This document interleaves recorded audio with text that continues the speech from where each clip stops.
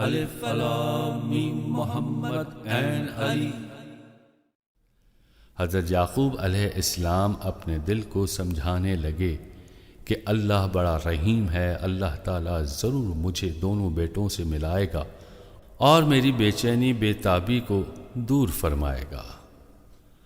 اللہ تعالیٰ اپنے بندوں کا امتحان کرتا ہے، ان کو طرح طرح کی تکلیفوں میں مبتلا کر کے ان کی آزمائش کرتا ہے۔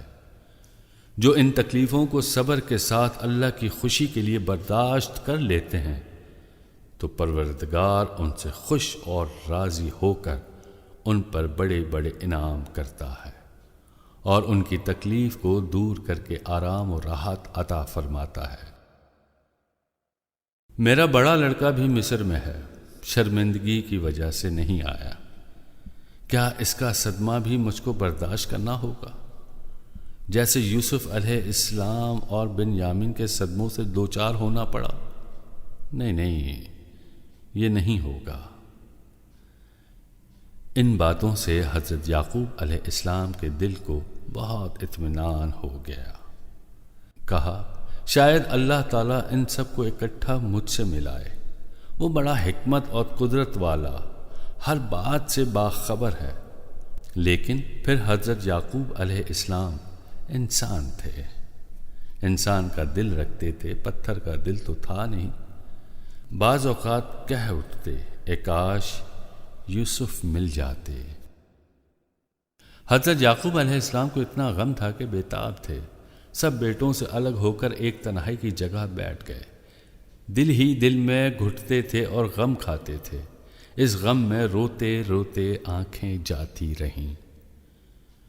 بیٹوں نے کہا ابا جان، آپ یوسف کے غم میں کھل کر جان دے دیں گے یا پھر کسی کام کے لائق نہ رہیں گے؟ حضرت یعقوب علیہ السلام نے کہا، ترجمہ: میں اپنے رنج و غم کی شکایت اپنے پروردگار سے کرتا ہوں، مجھے کچھ باتوں کا علم ہے جن کو تم نہیں جانتے۔ اے میرے بیٹو، اللہ کی رحمت سے کافر ہی مایوس ہوتے ہیں، مایوسی کفر ہے۔ مسلمان کو جائز نہیں کہ اللہ کی رحمت سے نا امید ہو جائے، بس تم مصروف ہو جاؤ، یوسف اور بنیامین کو تلاش کرو اور اللہ کی رحمت پر بھروسہ کرو۔ حضرت یوسف علیہ السلام کے بھائی پھر مصر روانہ ہوئے اور حضرت یوسف علیہ السلام کے پاس پہنچ کر کہنے لگے، اے بادشاہ، اس قحط نے ہم لوگوں کو پریشان کر دیا، ہم لوگ بڑی مصیبت میں ہیں، اے بادشاہ آپ ہماری مدد کیجیے، ہم کو پورا غلہ عنایت کیجیے، اللہ آپ کو اس کا بہتر بدلہ عطا فرمائے گا۔ اس وقت حضرت یوسف علیہ السلام کے دل میں غم اور محبت نے جوش کیا، اور محبت ایسی غالب ہوئی کہ بے اختیار ہو گئے، اپنے دل میں کہنے لگے، میرے باپ کی اولاد، نبی کے بیٹے اور پوتے ہو کر بادشاہ سے اپنی مصیبتوں کی شکایت کریں؟ میں کب تک ان سے اس بھید کو چھپاؤں؟ کہاں تک ان کو ان حالات میں دیکھوں؟ کب تک والد صاحب کی ملاقات کا انتظار کروں؟ کچھ حد بھی ہے۔ اب صبر کی طاقت جواب دے چکی، اب انتظار کی حد ہو چکی، کب تک صبر کروں؟ بس اب میں بھید کھولتا ہوں۔ یہ سوچ کر بھائیوں سے کہا، تمہیں یاد ہے کہ تم نے یوسف اور اس کے بھائی بنیامین کے ساتھ کیا کیا؟ بھائی سمجھتے تھے کہ اس بھید کو ہمارے اور یوسف علیہ السلام کے سوا کوئی نہیں جانتا۔ بھائی سمجھ گئے کہ ہو نہ ہو یہ یوسف علیہ السلام ہی ہے۔ دل میں کہنے لگے، اللہ اکبر، یوسف علیہ السلام زندہ ہیں؟ ہم تو سمجھتے تھے کہ کنویں میں مر گئے ہوں گے۔ کیا ہم جس کو عزیز مصر سمجھ رہے ہیں وہ ہمارا بھائی یوسف علیہ السلام ہے؟ کیا یوسف علیہ السلام ہی بادشاہ ہے؟ کیا مصر کے تمام خزانوں کے مالک یوسف علیہ السلام ہی ہیں؟ کیا یوسف علیہ السلام ہم کو کھانا کھلاتے ہیں؟ یہ جو ہم سے باتیں کر رہا ہے یہ ہمارا بھائی یوسف علیہ السلام ہی ہے۔ اب تو ان کے دل میں کوئی شک باقی نہ رہا، کہا کیا تم یوسف علیہ السلام ہو؟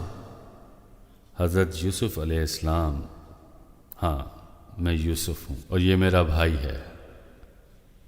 اللہ نے مجھ پر بڑا فضل کیا اور مجھ پر کیا موقف، جو بھی اللہ سے ڈرتا ہے اور مصیبت پر صبر کرتا ہے تو اللہ تعالیٰ ایسی ہی مدد فرماتا ہے، اس کے اجر کو ضائع نہیں کرتا۔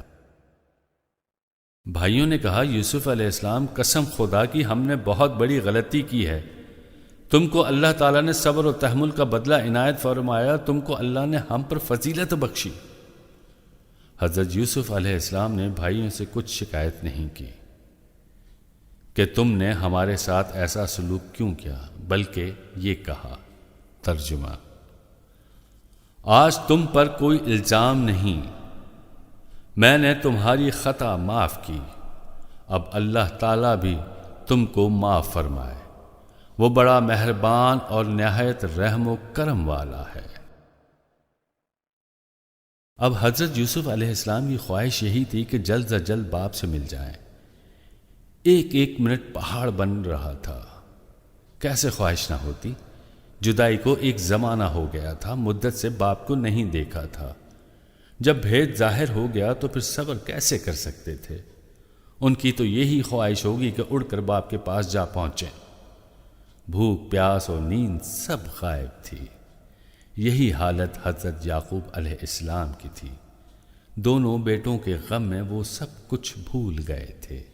اب اللہ تعالیٰ نے یہ چاہا کہ یعقوب علیہ السلام کو ان کے صبر و تحمل کا بدلہ دے دے، ان کے بیٹوں کے دیدار سے ان کی آنکھیں ٹھنڈی کرے، ان کی ملاقات سے ان کا دل خوش کرے۔ حضرت یوسف علیہ السلام نے بھائیوں کو اپنی ایک قمیض دے دی اور کہا کہ اس کو لے جا کر میرے باپ کے چہرے پہ ڈال دو، خدا کے حکم سے ان کی آنکھیں اس کرتے کے ڈالتے ہی روشن ہو جائیں، پھر ان کو اور میرے تمام گھر والوں کو میرے پاس لے آنا۔ جب خوشخبری دینے والا کرتا لے کر چلا تو اس خوشی کا اثر حضرت یعقوب علیہ السلام پر ہونے لگا۔ حضرت یوسف علیہ السلام کی خوشبو کنعان پہنچ گئی۔ حضرت یعقوب علیہ السلام کو خوشبو کا احساس ہوا، بیٹوں سے کہا مجھے یوسف علیہ السلام کی خوشبو محسوس ہو رہی ہے۔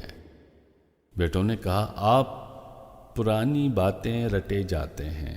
اتنے میں خوشخبری دینے والا آیا اور کرتا حضرت یعقوب علیہ السلام کے چہرے پر ڈال دیا۔ ڈالنا تھا کہ آنکھیں روشن ہو گئیں۔ حضرت یعقوب علیہ السلام نے کہا دیکھو میں تم سے جو کہتا تھا سچ ہوا کہ نہیں؟ تم میرا مذاق اڑاتے تھے، میں کہتا تھا کہ مجھے تم سے زیادہ علم ہے۔ بیٹوں نے کہا ابا جان بے شک ہم سے خطا ہوئی، آپ ہماری خطاؤں کی رب العزت سے معافی مانگیے۔ حضرت یعقوب علیہ السلام نے کہا میں اپنے پروردگار سے تمہارے لیے بخشش کی دعا کروں گا اور وہ بخشنے والا مہربان ہے۔ پھر حضرت یعقوب علیہ السلام پورے گھر والوں کے ساتھ مصر روانہ ہوئے۔ جب مصر کے قریب پہنچے تو حضرت یوسف علیہ السلام نے بڑھ کر والدین کا استقبال کیا اور ان کو عزت کے ساتھ لا کر تخت پر بٹھایا۔ پھر سب یوسف علیہ السلام کے آگے سجدے میں گر گئے، اس لیے کہ اس وقت یہی تعظیم کا طریقہ تھا۔ اس وقت حضرت یوسف علیہ السلام کو اپنا خواب یاد آ گیا۔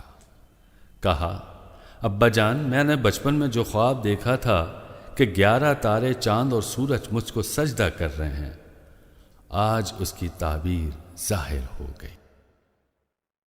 میرے پروردگار نے میرے خواب کو سچا کر دکھایا، اس نے مجھ پر بڑے بڑے احسانات کیے، مجھے قید خانے سے نجات دی، آپ کی زیارت نصیب کی، بھائیوں سے جو کشیدگی پیدا ہو گئی تھی اس کو دور فرمایا۔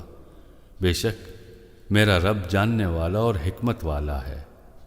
حضرت یوسف علیہ السلام نے اللہ تعالیٰ کی بہت تعریف کی اور بہت بہت شکر ادا کیا۔ مصر میں حضرت یعقوب علیہ السلام زمانے تک رہے اور وہیں حضرت یعقوب علیہ السلام اور ان کی بیوی کی وفات ہوئی۔ وفات کے وقت حضرت یعقوب علیہ السلام نے اپنے سب بیٹوں کو بلا کر فرمایا اے میرے بیٹو مجھے بتلاؤ کہ میرے مرنے کے بعد تم کس کی عبادت کرو گے؟